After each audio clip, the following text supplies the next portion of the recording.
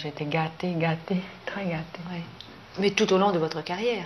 Oui, oui, j'ai été vraiment gâtée parce que je pense au prix, je pense aux bourses, j'ai eu des bourses aussi. C'est vrai, vous avez été choyé, vous avez été aimé, vous avez reçu le prix du Québec, le prix du Vernet pour le Tombeau des Rois, le prix France-Canada pour les Chambres de Bois, le prix de l'Académie royale de Belgique et celui que vous ont décerné les libraires de France.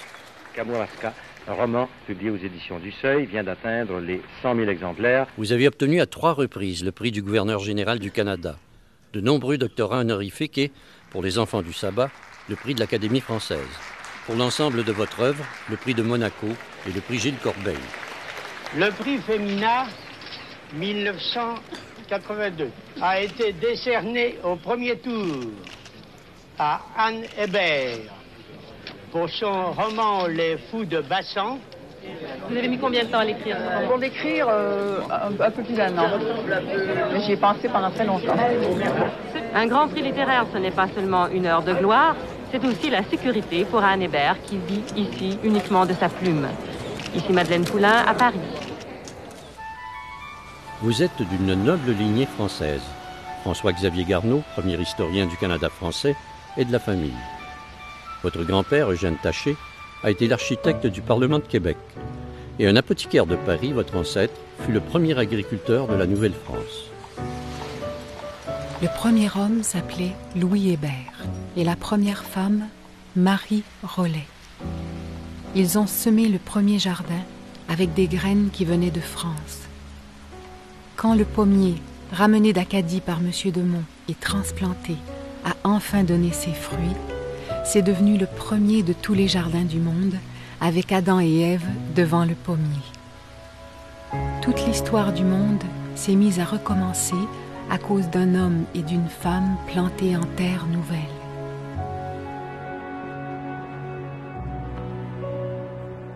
Après la Seconde Guerre mondiale, dans les années 50, les étudiants, les artistes et les écrivains du Québec venaient à Paris s'initier à la vie intellectuelle. Ils avaient 20 ans. Vous en aviez 40 quand vous y êtes arrivé pour la première fois, avec un seul désir, entrer en littérature. Vous en aviez 40 et en paraissiez 20. Cette jeunesse vous accompagnera toute votre vie.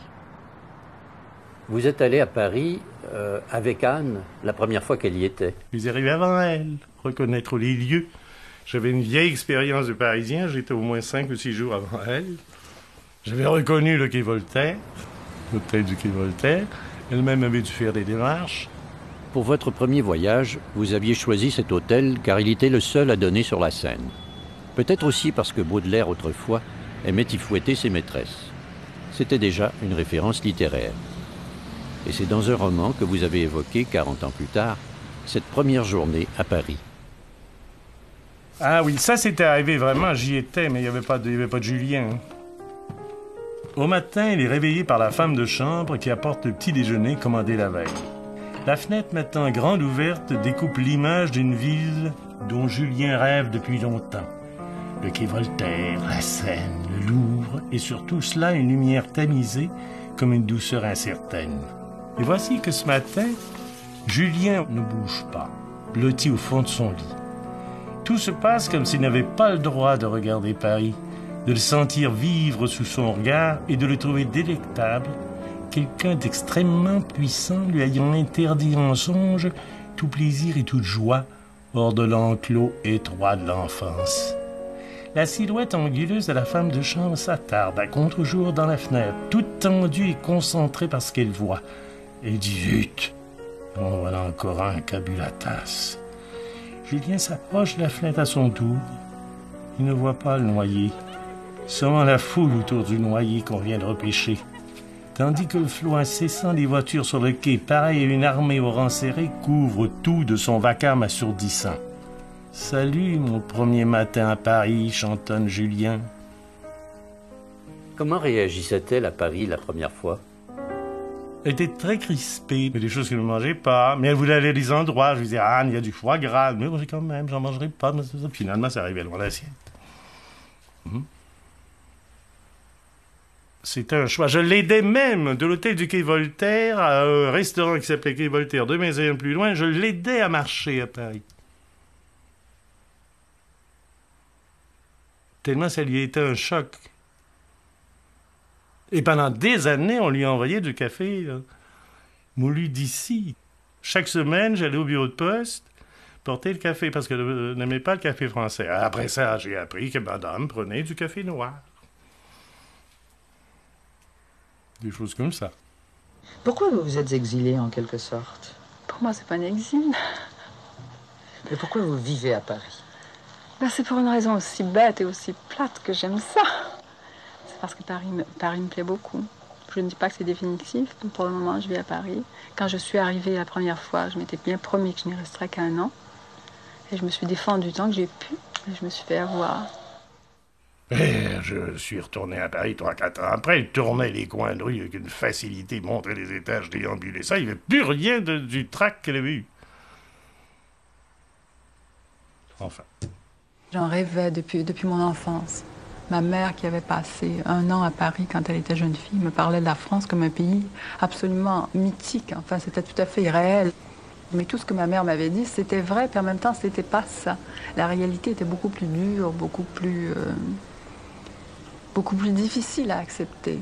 Et le Paris mythique, par exemple, que je m'étais construit, faisait un écran entre la réalité et moi. J'étais très agressive quand je suis arrivée. Il a fallu que je démolisse ce pays des rêves pour rencontrer le vrai Paris. C'était comme un pays de cocagne où il ne pleuvait jamais. D'après ma mère, il ne pleuvait jamais, par exemple. Il faisait très chaud dans les maisons, c'était très confortable. Il y avait de merveilleux feux de bois. Et moi, j'avais toujours des chauffages centrales qui ne marchaient pas. Enfin, ça ne collait pas très bien à la réalité. Et les Français n'étaient pas ces cousins de France dont j'avais rêvé. C'était des gens, des étrangers. Il a fallu que je les accepte comme des étrangers. J'ai l'impression, vraiment, quand je repense à tout ça maintenant, que je suis rentrée en France au point de vue littéraire par la grande porte. Parce qu'être accueillie à la fois par Pierre-Emmanuel, Albert Béguin, et j'avais reçu un mot aussi de René Char, tout ça, ça me paraissait assez extraordinaire. Vos amis écrivains vous amenèrent aux éditions du Seuil, où vous avez été reçu avec chaleur. Votre entrée en littérature n'avait pas été aisée. On vous avait censuré. Vos textes effrayaient les éditeurs canadiens, et vous les aviez publiés à compte d'auteur. À Paris, Jean Quérol, le romancier, devint votre premier éditeur. Lui aussi était poète. Plus tard, vous montrez au même petit bureau du Seuil, apportant le manuscrit des Fous de Bassan, à Jean-Marie Borzex, votre nouvel éditeur et ami. J'ai le sentiment, peut-être que je me trompe, que les écrivains canadiens, français, québécois avant elle n'aspiraient pas à jouer dans la cour des grands écrivains. Et je crois qu'elle a eu le culot de se dire « je vais rivaliser avec Dostoïevski, avec Balzac, avec tous les grands écrivains du monde, de tous les pays ». Chaque fois que j'écris quelque chose, même depuis Torrent, je ne sais absolument pas comment ça va tourner. Chaque fois, c'est une aventure. Il faut le faire à ses risques et périls, et c'est justement en risquant de se tromper très profondément qu'on peut faire quelque chose. Il faut prendre ce risque-là au départ. Le risque est la part peut-être la plus importante de toute œuvre, je crois. Mais c'est aussi, moi j'oserais dire que c'est aussi d'une certaine manière un écrivain français.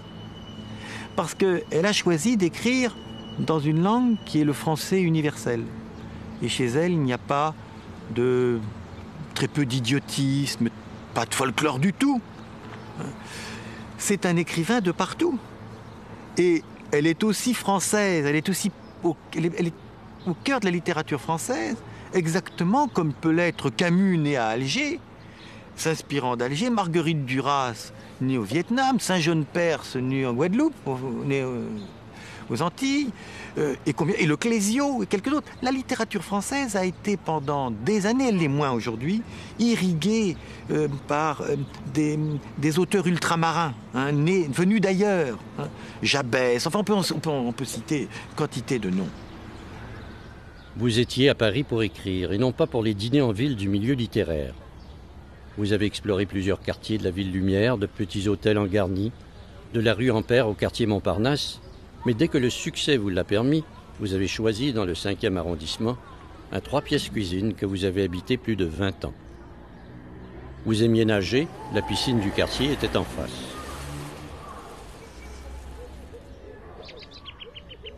Vous aviez besoin de verdure, car depuis votre enfance, la nature vous était indispensable. Votre appartement donnait sur un joli jardin où les saisons s'exprimaient à profusion.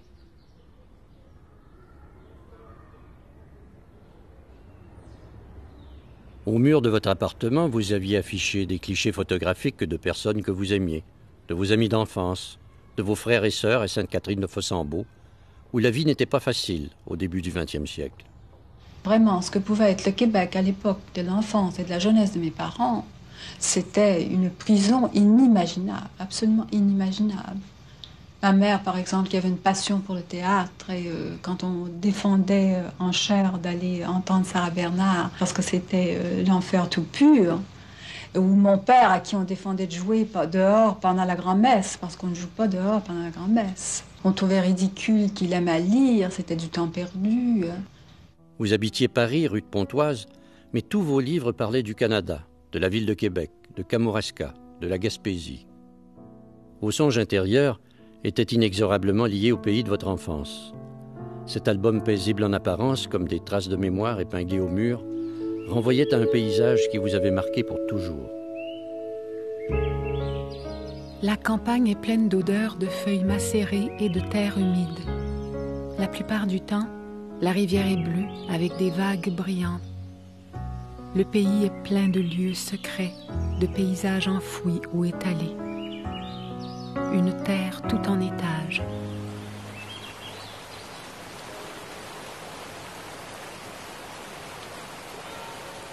Il y a le village proprement dit, avec l'église, le cimetière, le presbytère, la grande école, quelques maisons de bois, le pont qui enjambe la rivière. Tout cela est plat et creux, à hauteur de rivière, fait pour garder la brume et l'humidité. Pour s'échapper, il faut grimper la côte chez Savard et on arrive sur le grand plat jusqu'à la petite gare Violette. La côte chez Moïse nous amène dans la direction opposée, vers Pont-Rouge, par la route de sable, au bord de grands champs étals, bordés par la montagne basse et trapue, couleur d'ardoise. La rivière, vue de là-haut, coule dans une profondeur et elle devient agitée, toute hérissée de rapides blancs, dans un poudroiement d'eau et un fracas sauvage, coupé en deux par une île. À Fossambeau, à cette époque, la vie des familles était parfois tragique. Votre mère racontait des histoires de femmes qui mouraient en couches. Alors ma mère avait été élevée dans une famille qui disparaissait, des enfants disparaissaient. Chaque année, il y avait 1, 2, 3 enfants qui disparaissaient. Ma mère avait été très marquée par cette présence quotidienne de la mort. Vous êtes née à Sainte-Catherine dans une maison d'été le 1er août 1916. Le médecin n'avait pu s'y rendre à temps et c'est Maurice, votre père, qui vous a mis au monde. Un père aimant qui sera de plus en plus présent à mesure que vous vieillirez.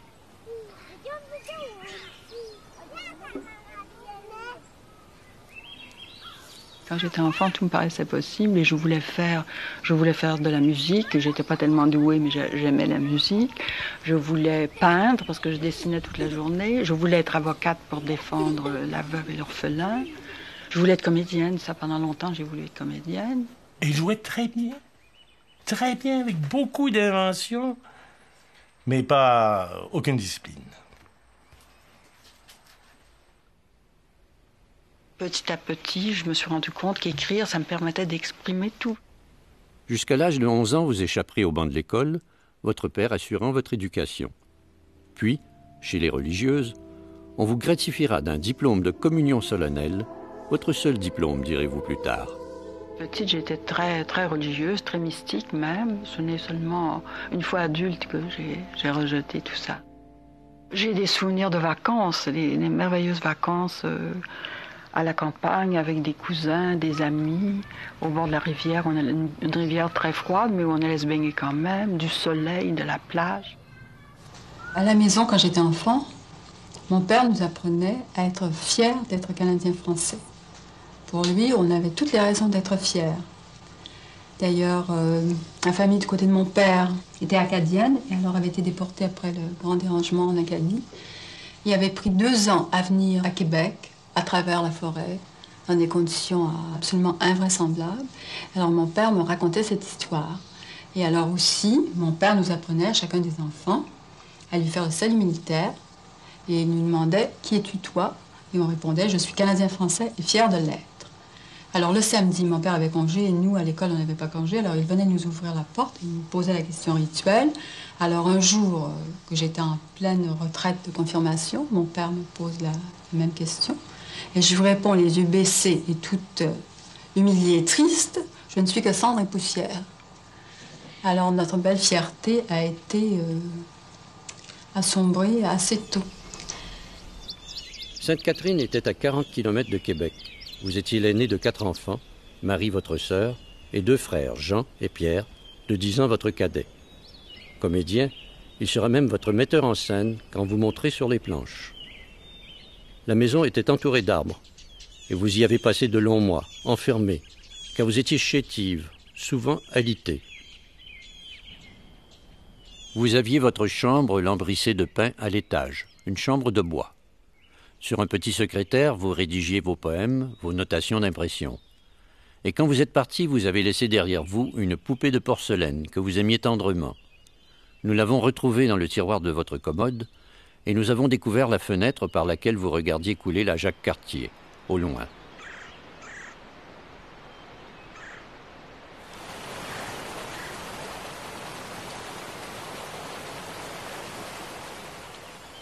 Tout à côté de votre maison se trouvait le manoir qu'habitait votre cousin, Hector de Saint-Denis-Garneau. De Saint-Denis, comme on le prénommait, était l'un des grands poètes modernes d'avant-guerre. Et vous avez dit que si un écrivain avait eu sur vous quelque influence, ce n'était ni Julien Green ni Mauriac, mais de Saint-Denis-Garneau, le garçon ténébreux, votre cousin, votre voisin, qui évoque votre présence dans son journal intime. Anne, venue cet après-midi. Sa façon de marcher et quelques gestes ont évoqué pour moi une étrange élégance un peu rigide, un peu mécanique, avec une miette de préciosité, le tout empreint de gaucherie enfantine. Une chaleur pourtant là-dessous. Alliage vraiment étrange, surprenant et tel, j'y songe, qu'aurait probablement goûté Baudelaire.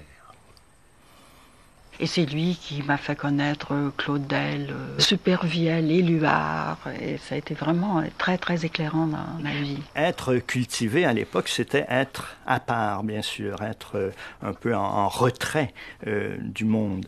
Alors, elle avait la chance quand même de faire partie d'un petit réseau. C'était son père, sa mère, Saint-Denis-Garneau, mais aussi, par Saint-Denis-Garneau, tout de même, les amis de Saint-Denis-Garneau, des écrivains qui ont créé une revue, La Relève, qui avait des liens très, très forts avec la revue Esprit, qui était née à peu près à la même époque en France. Quel âge Anne avait 3 ans, le plus jeune. Lui était déjà rendu un vieux mâle à ce moment-là. Et elle est une toute petite femelle qui s'essayait avec des tendresses, moitié enfant, moitié déjà jeune fille. Je crois qu'il était assez peu conscient de l'effet qu'il pouvait produire sur les gens. Il avait beaucoup de charme, ça je crois qu'il s'en rendait compte qu'il avait beaucoup de charme, et que les gens pouvaient s'attacher à lui. Je crois, ou bien il ne s'en rendait pas compte, ou bien il ne pouvait supporter aucun attachement. Elle est très proche de Saint-Denis-Garneau, à tel point que dans certains de ses livres, elle va intégrer des vers de Saint-Denis-Garneau sans les citer. Ce n'est pas du plagiat parce que quand même ils apparaissent en italique, mais elle les intègre sans donner la référence et ça s'intègre parfaitement dans le discours romanesque.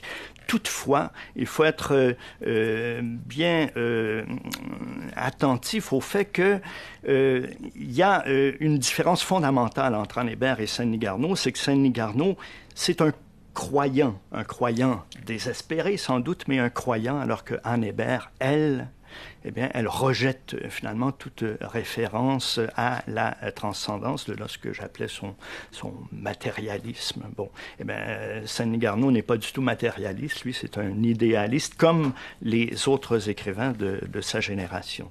Anne Hébert fait vraiment figure d'exception de ce point de vue-là. Hélas, votre cousin est mort subitement sur la rive de la Jacques-Cartier à 31 ans. Vous en aviez 27. Vous avez été bouleversé. Nous habitions la même campagne et le même été. Il habitait le paysage. Nous avions mis nos royaumes en commun. La même campagne, le même été. J'étais la plus petite. Il m'apprenait à voir la campagne. La lumière, la couleur, la forme, il les faisait surgir devant moi. Il appelait la lumière par son nom et la lumière lui répondait. Le temps semble s'être arrêté. Vous êtes souvent malade à cette époque. Jusqu'à l'âge de 35 ans, vous habiterez chez vos parents. J'ai publié un recueil de poèmes en 1942, mon premier recueil de poèmes, qui était très, très enfantin d'ailleurs. Comme j'ai été malade pendant quelques années, ça a été une coupure pour moi, une coupure avec le monde extérieur. Après, ça a été la redécouverte du monde. Ce qui est étonnant, c'est qu'en recouvrant la santé, vous allez rompre avec la sentimentalité, trouver votre force et édifier une œuvre moderne sous le regard professionnel de votre père, critique littéraire. Mon père avait conscience de la fragilité d'une littérature qui commence, d'une littérature qui se crée. Et je crois que sa bienveillance venait de là, qu'il ne fallait rien écraser, qu'il ne fallait rien détruire, qu'il fallait au contraire encourager et permettre aux gens de s'épanouir et de réussir, parce que le moindre reproche à cette époque-là suffisait à éteindre complètement une toute petite flamme. Vous écrivez des poèmes, des nouvelles. Est-ce la mort de votre cousin qui vous inspire l'une d'elles? J'étais un enfant dépossédé du monde. Par le décret d'une volonté antérieure à la mienne, je devais renoncer à toute possession à cette vie. Je touchais au monde par fragments, ceux-là seuls qui m'étaient immédiatement indispensables et enlevés aussitôt leur utilité terminée. Le cahier que je devais ouvrir, pas même la table sur laquelle il se trouvait. Le coin des tables à nettoyer, non la poule qui se perchait sur la fenêtre, et jamais, jamais la campagne offerte par la fenêtre. Je voyais la grande main de ma mère quand elle se levait sur moi, mais je n'apercevais pas ma mère en entier, de pied en cap. J'avais seulement le sentiment de cette terrible grandeur qui me glaçait. Excusez-moi.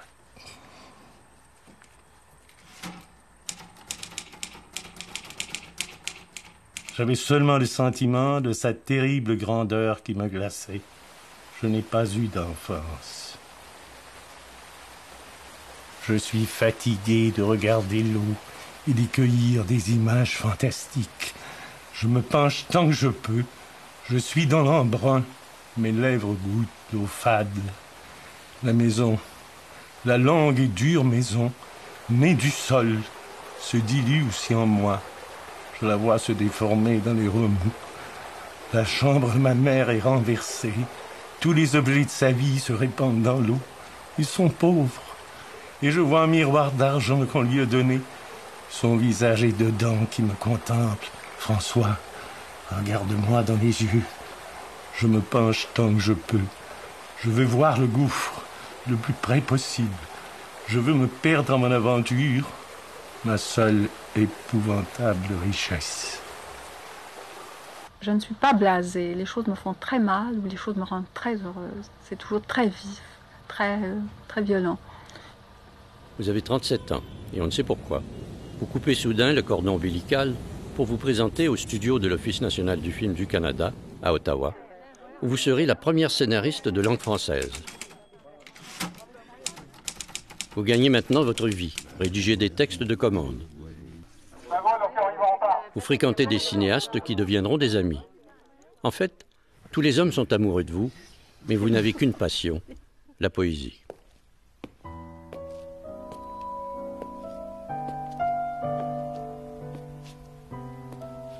Je suis une fille maigre et j'ai de beaux os. J'ai pour eux des soins attentifs et d'étranges pitiés. Je les polis sans cesse comme de vieux métaux. Les bijoux et les fleurs sont hors de saison. Un jour, je saisirai mon amant pour m'en faire un reliquaire d'argent. Je me pendrai à la place de son cœur absent. Espace comblé, quel est soudain en toi cet hôte sans fièvre? Tu marches, tu remues. Chacun de tes gestes part d'effroi la mort enclose. Je reçois ton tremblement comme un dos. Et parfois, en ta poitrine fixée, j'en trouve mes prunelles liquides et bouge comme une eau verte des songes bizarres et enfantins.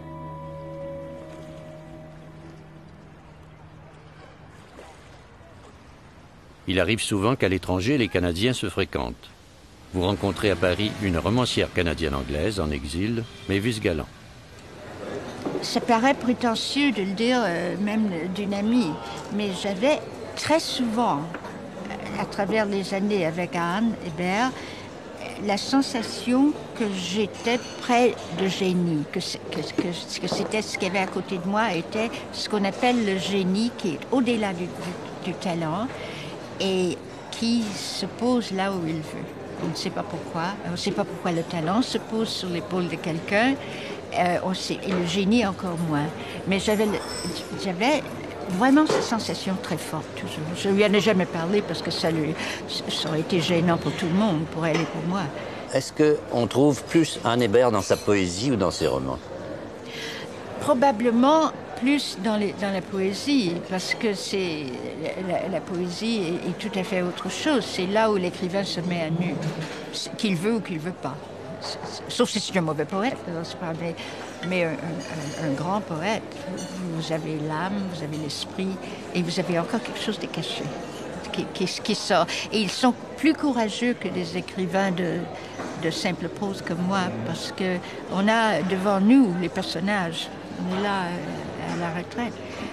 Mais le poète, c'est lui, c'est les tripes. Il faut retrouver l'émotion. Le poème nous est donné presque entièrement. C'est quelque chose de fulgurant, quelque chose de brutal, de rapide. Mon amour se lave de la nuit. Son âme, franchie des bruines fines, émerge de l'aube, se montre de face et de profil, cherche mon corps léger sous les draps pour n'aimer que moi.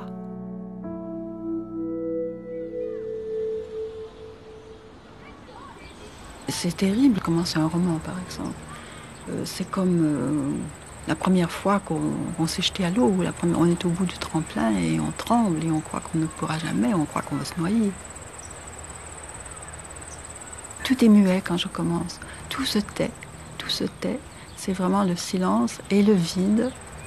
Et tous mes amis du passé, mes images du passé, du présent et mes rêves d'avenir, tout ça se tait. Je n'ai affaire qu'à des muets autour de moi. Il faut que je prenne la parole d'abord. Ils viennent seulement quand je les appelle, quand j'ai la force de les appeler. Je ne crois pas que l'inspiration, ça soit nécessairement à un tel moment, à un tel lieu. L'inspiration, ça peut venir de très très loin. Je peux penser, tout en étant ici en Touraine, penser à des choses qui sont d'ailleurs. On est dans un lieu physiquement et puis aussi on a dans sa tête, dans son cœur, d'autres lieux. C'est pas simple du tout.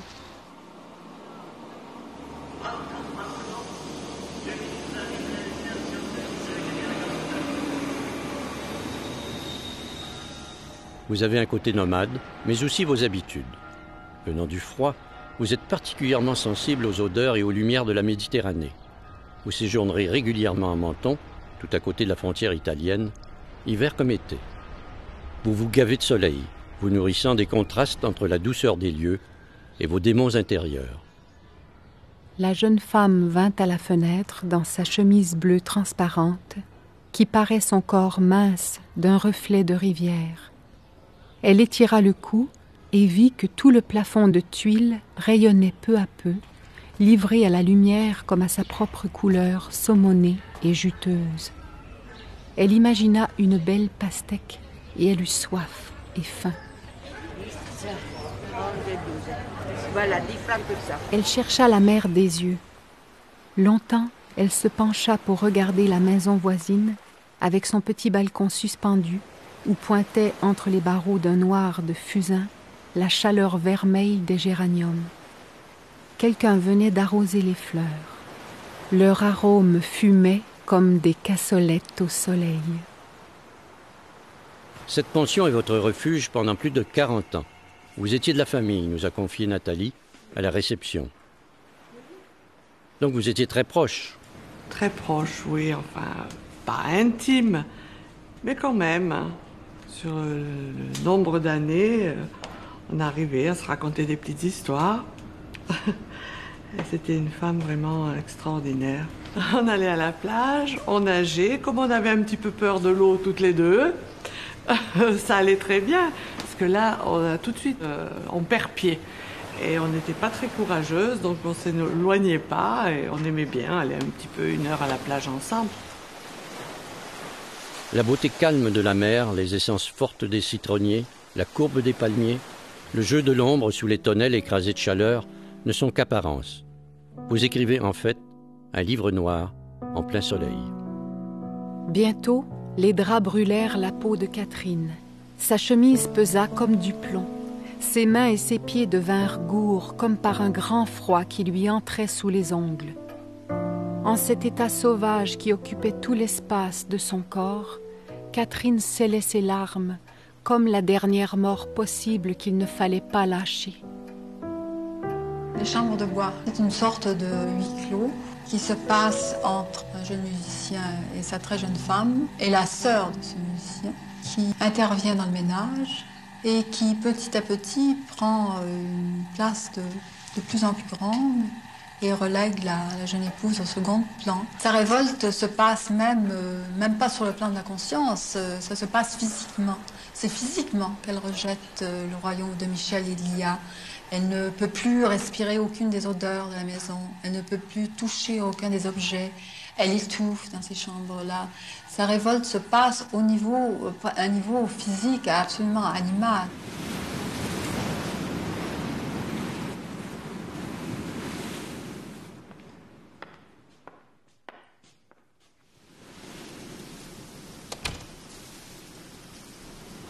Quand on écrit vraiment dans une pièce, assise à une table de travail avec son papier et son stylo. L'extérieur ne compte pas. Parce que quand on commence à écrire, on a déjà tout ce qu'on va écrire, on l'a déjà dans le cœur et dans la tête. Ça ne se fait pas au moment où on écrit.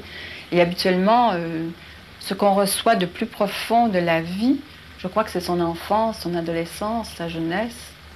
Vivre à l'Aiglon, toujours dans la même chambre, vous permet une routine nécessaire. Écrire, nager, écrire encore. Écoutez murmurer vos fantômes. Le recul que je prends en vivant en France me permet probablement de mieux voir, de voir d'une façon plus détachée probablement, plus nette aussi, de voir, mieux voir mon pays parce que j'ai un peu de recul. Et j'y retourne très souvent, me retremper et vérifier si j'y suis toujours. La difficulté, Anne, c'est que vous n'êtes plus vraiment avec les poètes du Québec en 1970. Le corps, c'est le cordage, voix des pays plein champ et voix des amoureux, douces voix attendries, des amours de village. Il n'est pas donné souvent à un pays de refaire sa vie. Il vous regardera comme s'il n'avait rien à vous dire, mais il n'attendra qu'un signe de vous pour vous sauter au cou. L'exemple des décolonisations inspire désormais les désirs d'indépendance politique. Depuis le passage du général de Gaulle, l'année même où vous vous êtes installé de façon permanente à Paris, les jeunes écrivains appuient en majorité le mouvement nationaliste. Certains vous traitent même de renégate parce que vous êtes parti. Le poétique a cédé la place au politique et un poète de la langue populaire, Gérald Godin, sera ministre d'un gouvernement souverainiste. Moi, je crois à l'engagement, mais moi, personnellement, mon engagement le plus profond, c'est la poésie.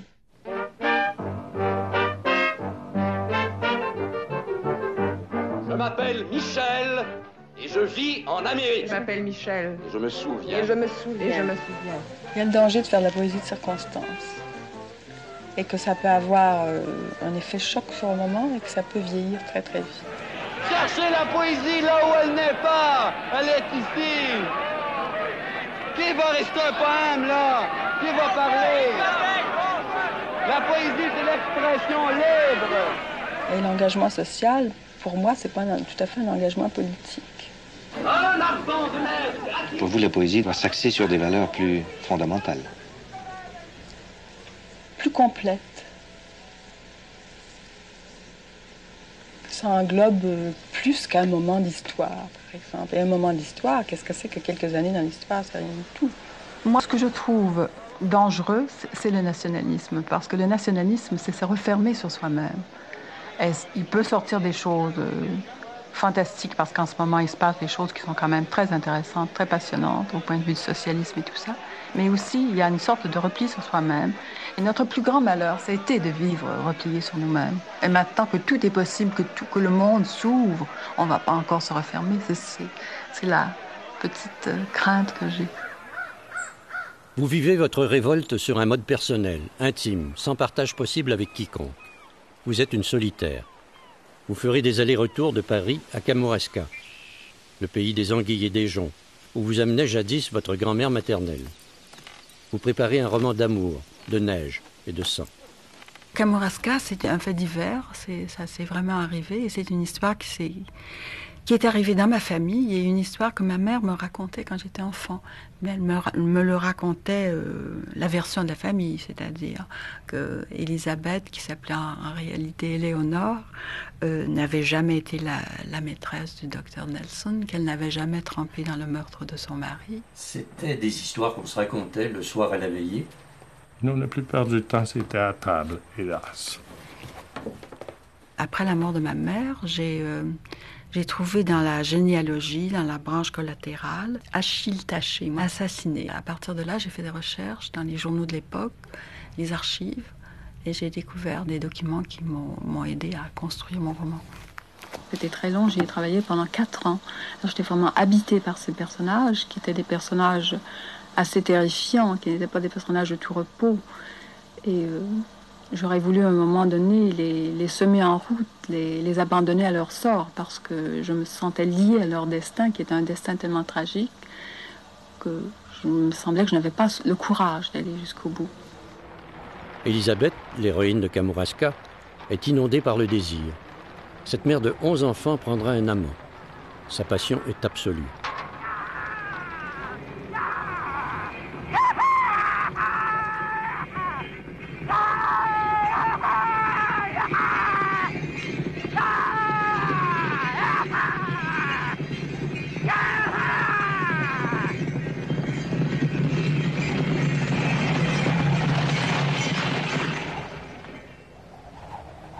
Mon seul, mon terrible amour.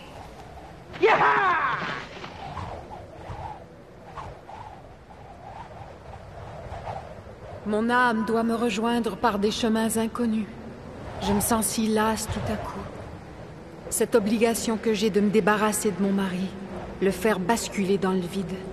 Surtout qu'il ne revienne plus à Sorel, l'effacer à jamais de ma vie.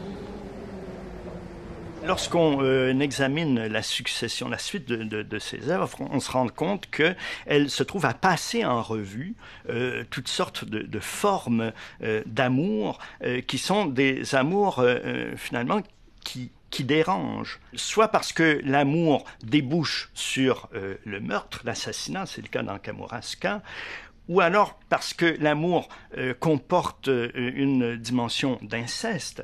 C'est le cas dans Les Enfants du Sabbat. L'homme dit tout d'abord à la petite fille qu'il la tuerait si elle criait. Il prit dans sa main son sexe tout gonflé et le mit de force dans le petit sexe de la fillette qui hurla de douleur. Le diable, de ses mains velues, étouffa les cris de la petite fille.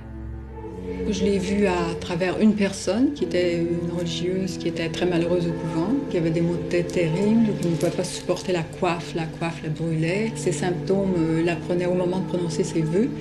Et la supérieure lui disait de rester au couvent et que c'était une tentation du démon et que si elle sortait dans le monde, elle serait damnée. Et ça, je ne l'ai pas inventé. Ça, c'est le point de départ de mon histoire. Cher Satan, mon père et mon époux, ses grandes eaux viriles en moi, son rire comme la voix des grosses cloches. Enseigne-moi tout, la perversité. Après, je te quitterai sans un regret. Pour la haine, compte sur moi. Je crois qu'en fermant mon livre, ce qu'on peut faire, c'est de découvrir ses propres diables à soi et les accepter. Elle a été incroyablement marquée par son éducation religieuse et par le christianisme, le catholicisme tel qu'il était pratiqué au Québec au début du siècle, de manière extrêmement traditionnelle. Elle a été profondément marquée par cela. Elle s'est séparée du catholicisme, mais jusqu'à quel point ? Franchement, je n'en sais rien. Moi, j'ai la conviction profonde que c'est ce qui est le plus important dans son œuvre. Que le refoulé, la transgression, la marque du péché est au cœur de toute son œuvre. La sexualité. Et que d'une certaine manière, elle est un pendant de Julien Green. Un Julien Green qui aurait non pas une relation avec le sud des États-Unis, mais avec le sud du fleuve Saint-Laurent. Il me semble qu'il y a eu là une clé essentielle d'Anne Hébert qui est, de ce point de vue, un écrivain chrétien. Alors je ne sais pas du tout si elle aurait accepté que l'on dise ça d'elle. Mais je pense qu'elle l'aurait refusé. Et puis qu'elle aurait dit, elle serait venue me revoir après, puis elle aurait dit peut-être, peut-être.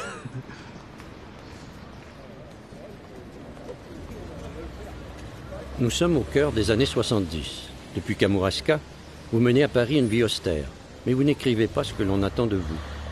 Vous vous êtes refusé à l'exotisme des grands espaces enneigés. Vous vous intéressez aux perversités. Vous allez plus loin encore dans la provocation. Vous proposez une histoire de vampire qui hante le métro parisien. Ce livre désarçonne. Mais quand vous inventez le village décadent de Griffin Creek, vous nous donnez un grand livre qui obtient le prix Femina. Les Fous de Bassan est traduit en plusieurs langues. Finding English equivalents, finding ways to say in English what she has said in French is like, I suppose, transposing a piece of music from one instrument to another. A strand of sea poised between tides, white as far as the eye can see, and against the gray sky in a parallel line behind us, the black bulk of trees. Si vous repensez à tous ces livres que vous avez traduits, quel est le secret qui habitait Anne Hébert? C'était une écrivaine de la lumière. Par la suite, le cinéaste Yves Simoneau portera les Fous de Bassan à l'écran. J'ai eu 15 ans hier, le 14 juillet. Je suis une fille de l'été, pleine de lueurs vives de la tête aux pieds. Mon visage, mes bras, mes jambes, mon ventre avec sa petite fourrure rousse, mes aisselles rousses, mon odeur rousse, mes cheveux auburn, le cœur de mes os, la voix de mon silence. J'habite le soleil comme une seconde peau. La marée sera haute à 6 heures. Ma grand-mère a promis de venir me chercher avec ma cousine Olivia. L'eau sera si froide que je ne pourrai guère faire de mouvement. Tout juste le plaisir de me sentir exister au plus vif de moi, au centre glacé des choses qui émergent de la nuit, s'étirent et bâillent, frissonnent et cherchent leur lumière et leur chaleur à l'horizon. Le personnage Stevens qui combat d'une certaine façon le désir qu'il éprouve pour ses deux cousines. Lorsqu'il cède à ce désir, eh bien, il tue, alors il assassine ses deux cousines.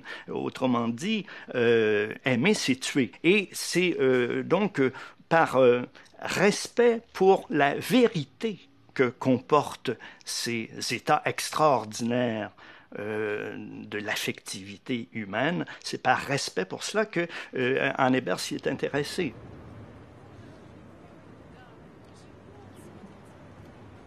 Vous avez plus de 70 ans, toujours bon pied, bon oeil. Vous nagez tous les jours. Vous publiez poèmes et pièces de théâtre. Vous écrivez fébrilement, le temps presse. Il vous reste, nous confiez-vous, 4 ou 5 livres à terminer. L'inspiration vous vient toujours de votre enfance au Québec, Mais votre lieu de travail quotidien, c'est Paris, où vous aimez tant vivre pour le charme du 5e arrondissement, ces marchés en plein air, ces cinémas et la présence de vos amis. En 1997, le siècle s'achève. Vous atteignez 80 ans. Vous n'avez jamais été naturalisée française. Il est temps de rentrer au Canada. Vous partez avec quelques meubles, des livres et surtout votre petit chat tigré. Vous vous installez à Montréal, dans la Côte-des-Neiges, où vous trouvez un appartement qui domine la forêt du Mont-Royal. Vous écrivez toujours et toujours, mais au Canada, c'est maintenant la France qui envahit votre mémoire. Est-ce que je te dérange est le roman d'une femme de moins en moins sage. Delphine, une jeune Québécoise, est attirée à Paris par un beau parleur qui l'a abandonnée. Les garçons qui veulent l'aider la retrouvent parfois dans leur lit, souvent à parcourir la ville, toujours à récriminer.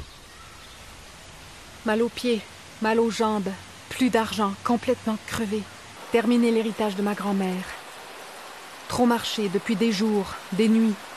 Peur de m'arrêter, d'être tuée sur place, prise de force. On m'insulte sur les trottoirs là où je vais sans m'arrêter. Des hommes mauvais me dévisagent au passage, me touchent avec des mains sales. Mal aux reins, mal au cœur, comme si j'étais enceinte à nouveau. Plus rien à faire, rien à dire, rien à expliquer, rien à rire, rien à pleurer, rien à manger non plus. Moi toute seule, moi moins que rien. En 1998, vous apprenez qu'un cancer vous menace. Cela ne vous empêche pas de provoquer sans scrupule. Vous abordez l'univers des travestis, des nuits homosexuelles et des êtres féroces faits pour l'amour et le sacre. Il y a chez elle, incontestablement, derrière cette apparence de femme très bien, très convenable, et plus que convenable, derrière cette élégance, il y avait aussi, bien sûr, une folie. Et des tentations, la tentation des gouffres, et son œuvre est une marche au bord des gouffres. On sent d'autant plus, enfin, on le sent dans toute son œuvre, mais on le sent vraiment à la fin. Dans son dernier livre, notamment L'habit de lumière, qu'elle a écrit très vite, dans la précipitation, parce qu'elle devait sentir qu'elle n'avait plus beaucoup de temps devant elle.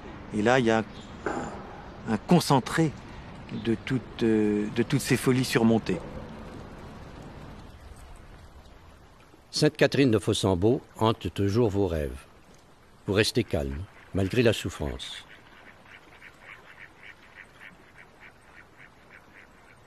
Votre frère Pierre sera la dernière personne à qui vous parlerez, au téléphone, depuis votre chambre d'hôpital. Vous vous éteindrez, sa voix dans l'oreille, le 22 janvier de l'an 2000, à 83 ans. Nous, c'est votre voix que nous ne pouvons oublier.